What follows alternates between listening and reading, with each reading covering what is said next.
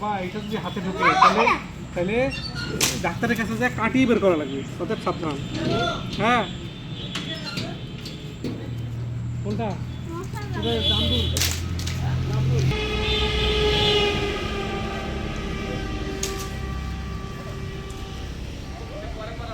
আম পারো জান, আম পারো।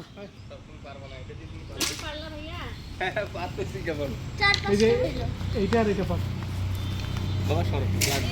আজান সরো।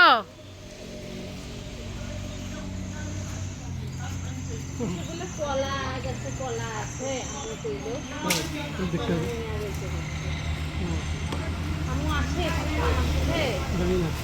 হ্যাঁ আজান, আজান চলো আম পারি, আসো আসো আসো, আম পারি আম পারি।